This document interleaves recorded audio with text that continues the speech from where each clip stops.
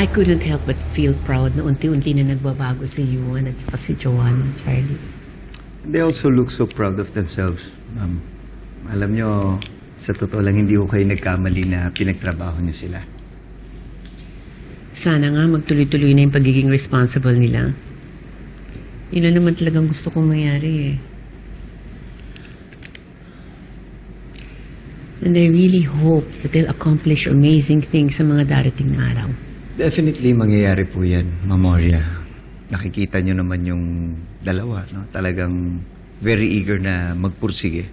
At talagang meron silang gustong patunayan.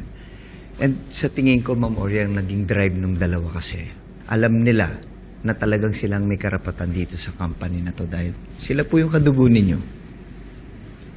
Marami pa silang dapat na patunayan, Charlie. I agree, ma'am. Alam ko naman po.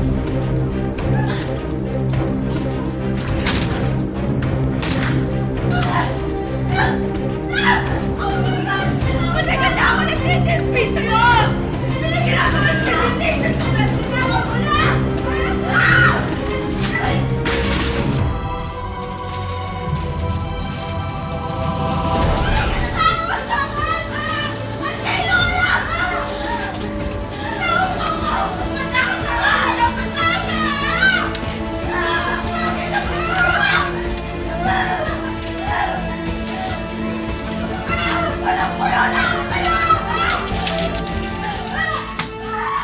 Gusto ko lang kung malaman kung kapag gumanda na yung performance ng dalawa at nagdire-diretso na, makukuha pa rin ba nila yung na dapat na para sa kanila?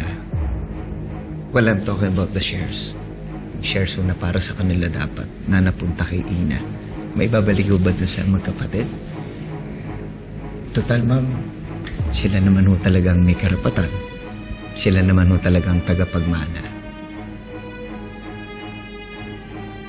Ma'am, nag-aaway po si Ma'am Joanna at si Ma'am Ina.